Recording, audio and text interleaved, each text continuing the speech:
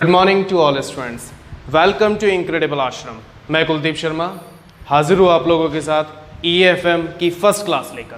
Last class में हम लोगों ने सिलेबस डिस्कस किया था। सिलेबस में जैसे कि मैंने आपको बताया था, हमारा EFM economic administration and financial management, ये जो है 200 मार्क्स का पेपर होता है बेटा, 200 मार्क्स का पेपर होता है। BCom फर्स्ट ईयर की मैं बात कर रहा हूँ आप लोगों से।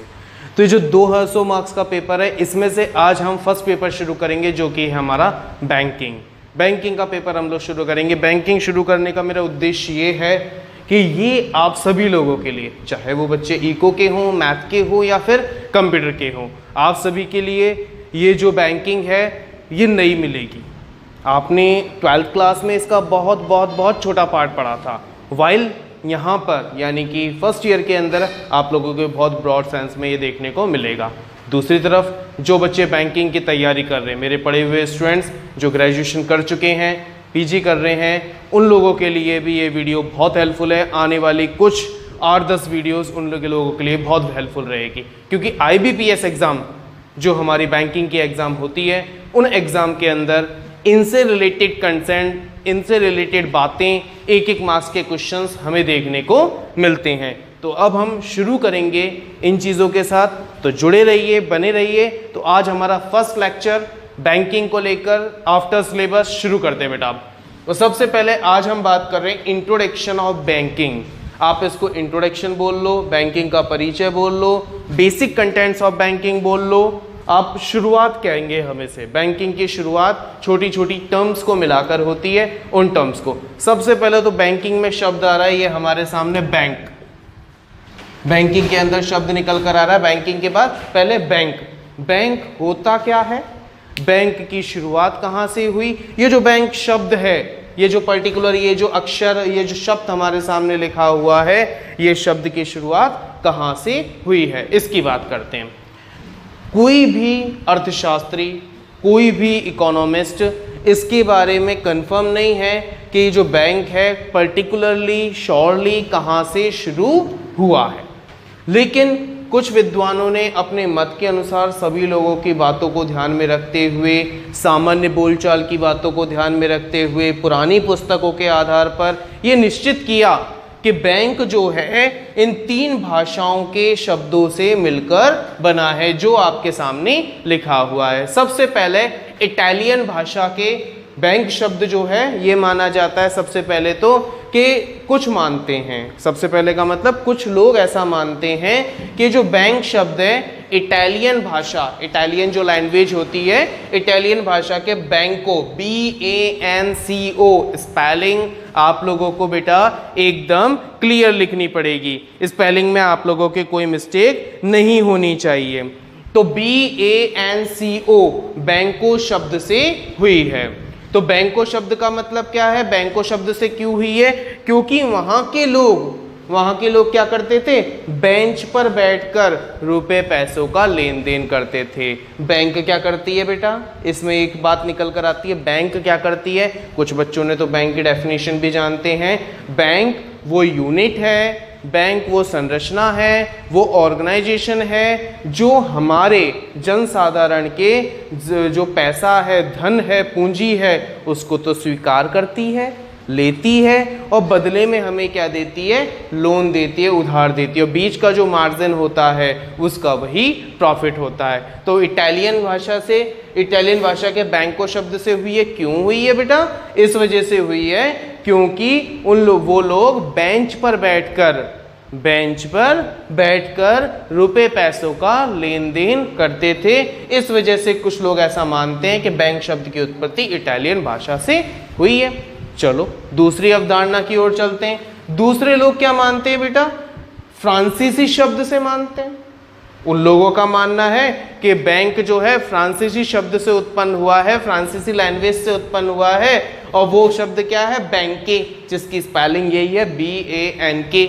बैंके शब्द मानते हैं। वो लोग क्या कहते हैं कि भाई नहीं, बैंक जो है हमारा यानी फ्रांसीसी भाषा से हुआ है, बैंके शब्द से उत्पत्ति हुई है।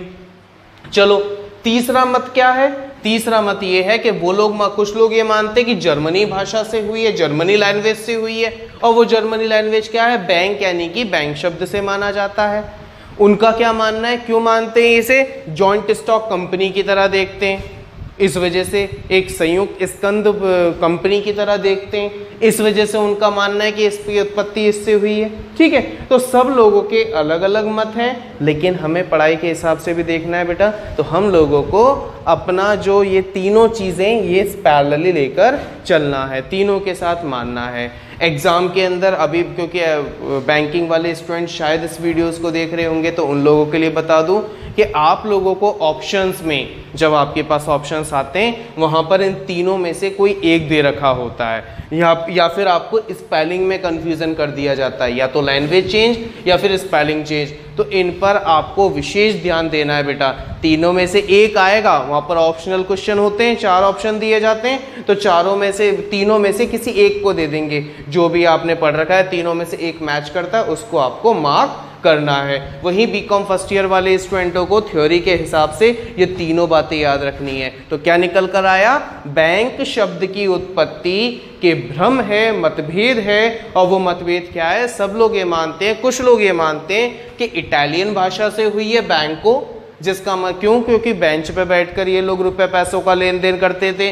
कुछ लोग मानते हैं कि फ्रांसीसी भाषा से हुई है बैंक के, जबकि कुछ लोग मानते हैं कि जर्मनी भाषा बैंक शब्द से उसकी उत्पत्ति हुई है। ये अलग अलग लोगों का मत है, हमको इसी वे में इसे याद करना भी पड़ेगा। चलिए अब थोड़ी सी हम बात कर लेते हैं, अभी जैसे करी एक बार और उसी बात को रिपीट कर देता हूँ सभी के लिए। बैंक होता क्या है, बैंक करता क्या है, ये बहुत आगे की बात है, लेकिन स्टार्टिंग क्योंकि बैंक पढ़ रहे हैं हमें बैंक पता होना चाहिए बैंक क्या है। बहुत सारे बैंक है हमारे यहाँ पर, SBI बैंक है, पंजाब नेशनल बैंक है, अपना इलाहाबाद बैंक है, बैंक ऑफ बड़ौदा है, SDFC बैंक है, प्राइवेट बैंकों के अंदर एक्सिस बैंक है। ठीक है, और भी बहुत सारे बैंक नए नए खुलते जा रहे हैं, पुराने बैंक मर्ज होते जा रहे हैं, तो ये बहुत सारे बैंक हमें देखने को मिलते हैं। ये बैंक क्या होता है बेटा, बैंक वो यूनिट है, बैंक वो संरचना है, वह व्यवस्था है जो क्या करती है, हम सबके जो पैसा है, धन है, पूंजी है, उसको तो स्वीकार करती है और बदले में हमें क्या देती है, लोन देती है, ऋण सुविधा प्रदान करती है। हम जो पैसा बैंक में जमा कराते हैं वो अलग अलग फॉर्मेट में होता है, सेविंग अकाउंट के वे में होता है, करेंट अकाउंट के वे में होता है, हमारा FD होती है, RD होती है, हम SIP वगैरह कराते हैं, तो इन सभी वेज में हम जमा कराते हैं। अलग अलग अकाउंट, अलग अलग इंटरेस्ट रेट हमें देखने को मिलती है, क्योंकि जितना ज़्यादा ड्यूरेशन, FD में लंबा ड्यूरेशन होता है, एक फिक्स टाइम के बाद पैसा निकाला जाता है, इसलिए उसमें रेट ऑफ इंटरेस्ट जो हमें मिलती है एज ए कस्टमर बैंक से वो हमें हायर होती है। सेविंग अकाउंट का कॉलम ये रहता है कि भाई उसमें कभी भी पैसा जमा कराओ, कभी भी निकाल लो, इस वजह से उसमें क्या होता है, रेट ऑफ इंटरेस्ट कम होती है। करेंट अकाउंट में क्या होता है बेटा, डेली का ट्रांजैक्शन होता है, इस वजह से उसमें इंटरेस्ट ही नहीं मिलता। तो ये अलग अलग टाइप के अकाउंट होते हैं जिनमें अलग अलग बैंक अलग अलग तरीके से इंटरेस्ट पे करती है। कुछ बैंकों का अपना अलग इंटरेस्ट कॉलम भी होता है। ठीक है, इसके बारे में हम फ्यूचर में डिस्कस करेंगे। चलिए दूसरा, अब इस पैसे को बैंक ने अपने पास रखा तो बैंक क्रेडिट क्रिएशन, आपने पढ़ा होगा 12th क्लास इकोनॉमिक्स के बच्चों ने, क्रेडिट क्रिएशन यानी कि साख निर्माण के आधार पर बैंक जनसाधारण को, जो भी लोग बाग उसके पास आते हैं, जो एलिजिबल हैं, एलिजिबल यानी कि योग्य हैं, योग्य यानी कि वो अपने डॉक्यूमेंट्स के आधार पर ये कंफर्म करा चुके हैं कि वो आपका इस पर्टिकुलर अमाउंट के लायक हैं, आप उसे दे सकते हैं। तो उसके लिए क्या नाम है, बैंक एक पर्टिकुलर रेट ऑफ इंटरेस्ट है, अलग अलग वही उसी वे में जैसे खातों का होता है वैसे लोन का होता है। बहुत सारे लोन होते हैं, पर्सनल लोन होता है, हाउसिंग लोन होता है, ये हमारा बिजनेस लोन होता है, मॉर्गेज होता है, लैप होता है, अलग अलग तरीके के लोन होते हैं। उन सब के बारे में भी मैं आपको डिस्कस, सभी तरह के अकाउंट्स हम लोग पर्टिकुलरली एक एक अकाउंट के बारे में पढ़ेंगे बेटा, और पर्टिकुलरली एक एक तरह के लोन के बारे में पढ़ेंगे। क्या प्रोसीजर होता है, एग्जैक्ट प्रोसीजर क्या होता है, क्योंकि मैंने अपना टाइम लगभग 2.5 साल बैंक के अंदर दिया है, तो आई नो वेरी वेल उनके अंदर का सिस्टम, पर्टिकुलर उनके अंदर का, तो वो आप लोगों को मेरे साथ जुड़कर देखने को ज़रूर मिलेगा। तो वो सारी चीज़ें आप लोगों को हम थोड़ा प्रैक्टिकली जब हम ये बेसिक कंटेंट्स क्लियर कर लेंगे, हम इसके बैंक और बैंकिंग के बारे में जान जाएंगे, तो बैंक और बैंकिंग है क्या एग्जैक्ट में, तो उसके बाद हम इन चीज़ों को आगे बढ़ाएंगे। तो बैंक क्या करती है, हमारे पैसों को स्वीकार करती है, हमारे धन को स्वीकार करती है और बदले में हमें लोन सुविधा उपलब्ध कराती है। ये बैंक का कार्य होता है। चलिए बेटा, अब हम आगे हमारी बात बढ़ाते हैं कि बैंक के बाद अब बैंक का थोड़ा सा इतिहास उठा लेते हैं। भारत में बैंक कब आया, कैसे आया, उसका इतिहास क्या है, इसके बारे में थोड़ा सा डिस्कशन आज हम करेंगे। तो सबसे पहले सभी के लिए है ये बात कि बैंक ऑफ हिंदुस्तान भारतवर्ष का प्रथम बैंक है, जिसकी स्थापना हुई थी सन 1770 में। सन 1770 में बैंक ऑफ हिंदुस्तान यानी कि ये जो हमारा बैंक है, ये प्रथम भारतीय बैंक है जिसकी स्थापना भारत में हुई थी। ये 1770 में स्थापित हुआ, ये आप ध्यान रखेंगे। कुछ समय बाद ये खत्म भी हो गया। उसके बाद होता है प्रेसिडेंसी यानी कि क्या होता है, राजघराने। उस समय बड़े बड़े राजघरानों में नाम आता था बेटा बंगाल, बॉम्बे और मद्रास का। इन्हीं के नाम के आधार पर बैंक बना दिए गए, bank of Bengal, bank of Bombay, bank of Madras. Bank of Bengal का पहले नाम था बैंक ऑफ कैलकटा, या बैंक ऑफ कलकत्ता ये कहा जाता था। तो शुरुआत करेंगे हम यहीं से, क्योंकि सबसे पहले इसकी स्थापना हुई। बैंक ऑफ कलकत्ता की स्थापना कब हुई, 1806 में। पहली प्रेसिडेंसी थी हमारे सामने, प्रेसिडेंसी यानी राजघराना था हमारे लिए। तो बैंक ऑफ कलकत्ता सबसे पहला बैंक जो अंग्रेजी शासनकाल में ही था, 1806 में इसकी स्थापना हुई थी। बाद में इसका नाम परिवर्तित कर दिया। कब परिवर्तित कर दिया, बाद में इस 1809 में जाकर इसका नाम परिवर्तित करके रख दिया bank of Bengal. Bank of Bengal हो गया। दूसरे नंबर पर आता है bank of Bombay. Bank of Bombay की स्थापना हुई थी 1840 में। 1840 में बैंक ऑफ बॉम्बे की स्थापना, ये दूसरी प्रेसिडेंसी के अंदर आता है। तो बैंक ऑफ बॉम्बे 1840 में सेकंड प्रेसिडेंसी हो गया। तीसरा है बैंक ऑफ मद्रास। 1843 में बैंक ऑफ मद्रास की स्थापना हुई थी। तो bank of Bombay, bank of Bengal, Bombay, Madras, ये तीन प्रेसिडेंसी थी हमारे देश में, ये हमारे बैंक ऑफ हिंदुस्तान के बाद आई और इनका अभी तक विस्तार हो रहा है, अभी तक ये खत्म नहीं हुई है। कुछ ना कुछ अलग अलग नामों से आज भी ये जानी जाती है वर्तमान में, जबकि बैंक ऑफ हिंदुस्तान खत्म हो चुका है। चलिए, बैंक ऑफ बंगाल पहले 1806 में था। Bank of Calcutta, bank of Bombay 1840 में इसकी स्थापना हुई। बैंक ऑफ मद्रास 1843 में। हम सभी बच्चों को जो मैं एडवाइस करता हूं कि इसको याद करने के टैक्स क्या होते हैं, IBPS वाले बच्चों के लिए भी मैं आपको बता दूं कि उन लोगों के लिए याद करने का तरीका जो मैंने खुद ने याद किया, उस वे में क्या कह सकते हैं, BBM, ये शॉर्ट फॉर्म हम लिखेंगे BBM, और इसको इस तरीके से याद करता हूं मैं तो 6:40 और 9:43। बीवी ने बहुत मारा, ये इसका सिंपली वे में याद करता हूं कि बीवी ने बहुत मारा।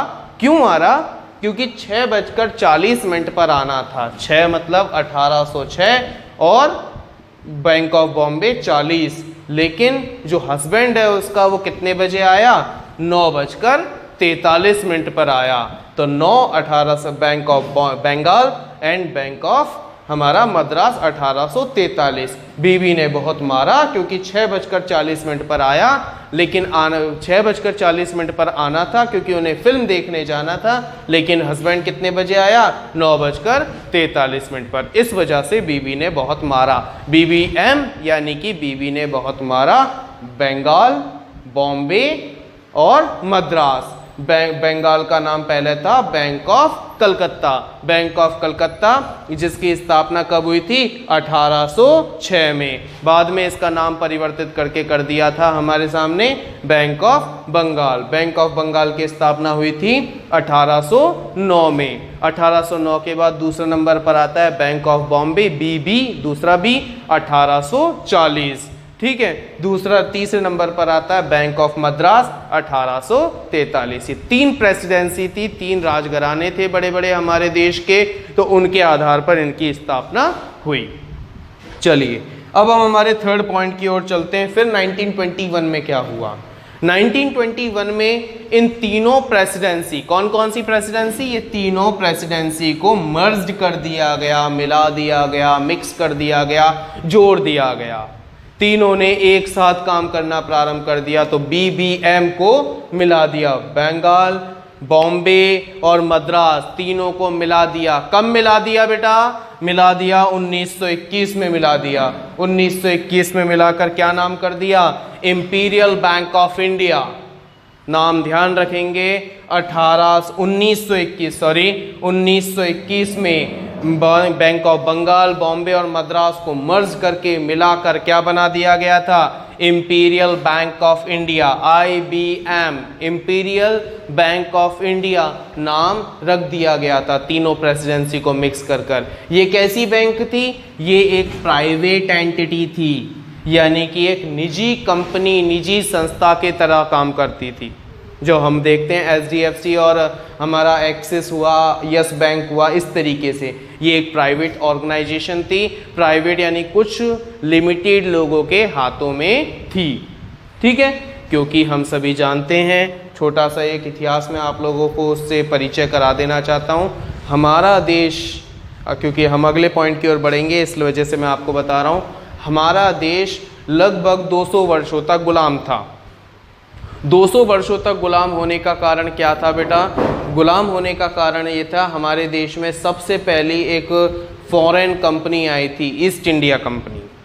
ईस्ट इंडिया कंपनी के आने के कारण था, यानी कि क्या मानते थे लोग बाग और सारे अर्थशास्त्री वगैरह, उन लोगों का क्या मानना था कि ईस्ट इंडिया कंपनी आने की वजह से, ईस्ट इंडिया कंपनी एक विदेशी प्राइवेट कंपनी थी, विदेशी प्राइवेट कंपनी थी। उससे पहले तो राजा महाराजाओं का राज हुआ करता था, उन्हीं ने आदेश पारित कर दिया, ठीक है चलो, और धीरे धीरे वो ईस्ट इंडिया कंपनी ने पूरे देश पर राज स्थापित कर लिया और अपना प्राइवेट ऑर्गेनाइजेशन के बेसिस पर देश का, कंट्री का शोषण करना प्रारंभ कर दिया। जब हमारा देश बहुत लंबी लड़ाई के बाद 1947 में आज़ाद हुआ और 1950 में हमारा देश का जब संविधान बना, तब उस समय के जो समझदार या फिर विद्वान व्यक्ति थे, जो कमेटी थे, उन लोगों ने ये निश्चय किया कि अब हम प्राइवेट लोगों को, या फिर यूँ कहें, माफ़ कीजिएगा, प्राइवेट नहीं, विदेशी आक्रांताओं, विदेशी कंपनियों को हमारे देश में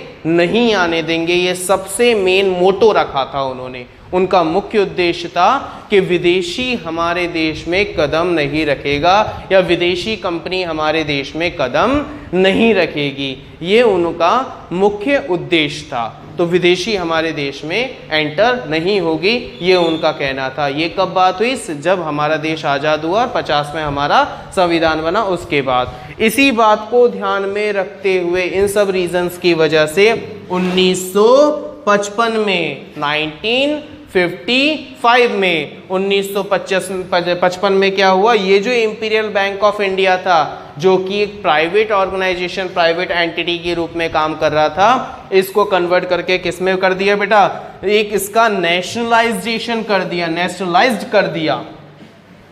नेशनलाइज्ड यानी कि राष्ट्रीयकरण। दो शब्द होते हैं बेटा, डीनेशनलाइजेशन और नेशनलाइजेशन, यानी कि विराष्ट्रीयकरण और राष्ट्रीयकरण।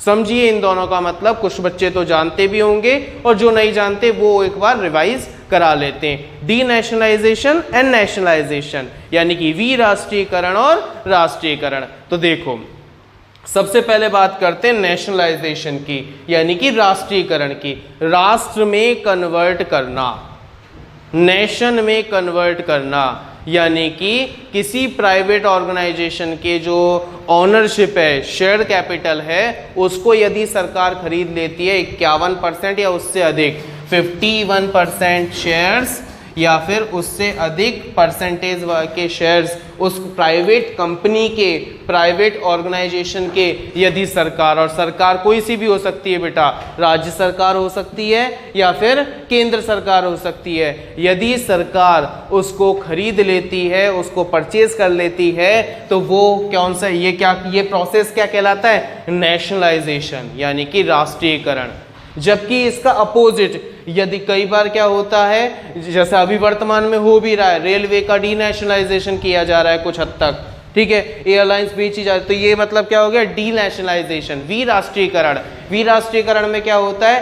कोई गवर्नमेंट ऑर्गेनाइजेशन, कोई गवर्नमेंट कंपनी, कोई गवर्नमेंट संस्थान, सरकारी संस्थान, उसको बेच दिया जाता है प्राइवेट लोगों को, यानी कि निजी लोगों को बेच दिया जाता है। ये कहलाता है डीनेशनलाइजेशन, विराष्ट्रीय। इसका भी वही प्रोसेस है, कम से कम 51% शेयर। 51% शेयर आने का मतलब हो कि उस पर्टिकुलर, चाहे वो गवर्नमेंट हो या प्राइवेट सेक्टर हो, उनका वो अमाउंट, जो रेशो है 100% में, वो बढ़ जाता है। इस वजह से ये ऑनरशिप मान लिया जाता है 51%, 51% से अधिक। तो यदि सरकार खरीद ले प्राइवेट ऑर्गेनाइजेशन को, तो वो कहलाएगा नेशनलाइजेशन, यानी कि राष्ट्रीयकरण। और यदि इसका अपोजिट, यदि क्या बोलते हैं, राष्ट्रीय कोई नेशनल कंपनी है, यानी कि सरकारी कंपनी, सरकारी संस्थान है, उसको यदि कोई प्राइवेट ऑर्गेनाइजेशन खरीद लेती है, प्राइवेट ऑर्गेनाइजेशन को बेच दिया जाता है, प्राइवेट पर्सन को बेच दिया जाता है, तो वो कहलाता है विराष्ट्रीयकरण, डीनेशनलाइजेशन। तो अब हम फिर से हमारी बात पर आते हैं, क्योंकि हमारा देश 200 सालों से गुलामी के जंजीरों में जकड़ा हुआ था। हमने ये सोचा था, उस समय पर लोगों ने ये सोचा था कि उसका सबसे मुख्य उद्देश्य है कि हमने विदेशी कंपनी को, एक प्राइवेट कंपनी को हमारे देश में आने दिया और उसको पूरे अधिकार दे दिए। वो जैसे चाहे वैसे अपना प्रोडक्शन कर सकती है, जैसे चाहे जैसे अपना मार्केट स्थापित कर सकती है। ये उस समय गलती हो गई थी। उस गलती से सीखा, और सीखने पर क्या हुआ, पूरे देश में जो कुछ भी था उस समय सबका नेशनलाइजेशन कर दिया, राष्ट्रीयकरण कर दिया, यानी कि प्राइवेट सेक्टर को हटाकर पूरी तरीके से गवर्नमेंट सेक्टर को स्थापित कर दिया गया उस समय। उसी का इफेक्ट था कि 1955 में इंपीरियल बैंक ऑफ इंडिया का भी नेशनलाइजेशन कर दिया गया था। 1955 में इंपीरियल बैंक ऑफ इंडिया का भी नेशनलाइजेशन कर दिया था। और क्योंकि नेशनलाइजेशन हुआ था, इस वजह से उसका नाम परिवर्तित करके क्या नाम रख दिया था? SBI। आज नाम पता है ना SBI का? State bank of India. यदि कोई पूछे कि स्टेट बैंक ऑफ इंडिया की स्थापना कब हुई थी, स्टेट बैंक ऑफ इंडिया की स्थापना 1955 में हुई थी। और इसका इतिहास क्या है? इतिहास कि 3 प्रेसिडेंसी हुआ करती थी। 3 प्रेसिडेंसी, बंगाल, बॉम्बे, मद्रास।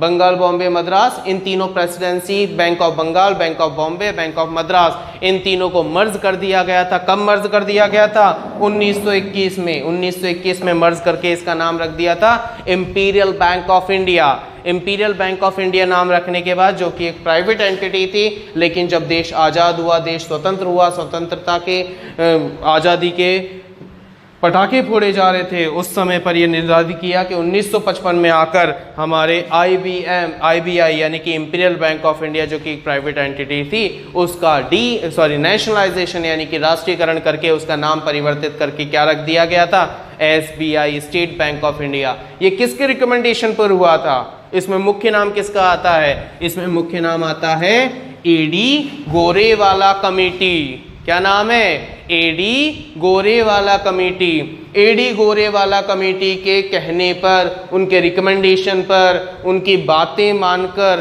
पूरी टीम होती है बेटा, एक अकेला पर्सन नहीं होता, पूरी टीम होती है। उन लोगों के रिकमेंडेशन को ध्यान में रखते हुए, AD गोरेवाला के रिकमेंडेशन को ध्यान में रखते हुए, इंपीरियल बैंक ऑफ इंडिया का 1955 में नेशनलाइजेशन कर दिया और नाम कर दिया SBI। आज वर्तमान में आप सभी को पता है कि SBI, state bank of India, Bharat का सबसे बड़ा बैंक है, सबसे बड़ा सरकारी बैंक है। धीरे धीरे इसमें, तब से लेकर अब तक, धीरे धीरे इसमें क्या नाम है, बहुत सारे बैंकों को इसके साथ जोड़ दिया गया। बहुत सारे बैंक टूटे, बहुत सारे बैंक जुड़ गए। अब हम हमारे बात करते हैं कि 1959 में 8 ऐसे बैंक थे जो SBI के साथ जुड़ गए थे, SBI में जिनको अटैच कर दिया था। ये हम जो अटैच किया, कब जोड़ा, SBI की बात करेंगे। अब हम बात करने जा रहे हैं धीरे धीरे SBI की तरफ, ठीक है। अब हमारा नेक्स्ट वीडियो होगा कि SBI में हम लोग कब कब कौन कौन से बैंक जुड़े, कब कौन कौन से बैंक टूट गए, इन सब के बारे में हम लोग हमारे नेक्स्ट वीडियो में हम लोग आपसे बात करेंगे। बहुत छोटी सी बात बताइए, बहुत छोटी सी बात बताइए, लेकिन आप इसको समझ जाओ, वही मेरे लिए काफ़ी है। मेरे लिए इतना सफिशेंट है कि आप इतनी सी बातों को याद कर लें, 4 या 5 लाइनें जो मैंने आपको बताई है उसको आप मुँह ज़बानी याद कर लें, तो मेरे लिए वही सफिशेंट होता है। तो मिलते हैं हम हमारे नेक्स्ट वीडियो में, जिसमें हम बात करेंगे SBI के बारे में और डिटेल से बात करेंगे SBI के बारे में, और SBI के बहुत सारे वीडियोस जो हमारे बैंक वगैरह कब जुड़े, कब हटे, कब इनकी स्थापना हुई, इसके साथ साथ बहुत सारे बैंकों की स्थापना हम लोग देखेंगे, कब उनका विघटन हुआ, कब टूटे, कब जुड़े, इन सब चीज़ों के बारे में हम लोग हमारे नेक्स्ट वीडियो में देखते हैं। तब तक के लिए बने रहिए इनक्रेडिबल आश्रम के साथ, और यदि आपको ये वीडियो पसंद आया हो तो लाइक, कमेंट एंड शेयर करो, और कोई भी डाउट हो, किसी भी तरह के कोई समस्या हो, specially I am talking about BCom first year student, यदि उनको किसी भी तरह की प्रॉब्लम हो तो बेटा आप लोग कॉल कर सकते हैं या फिर कमेंट बॉक्स में बैठकर अपने डाउट्स पूछ सकते हैं। Thank you.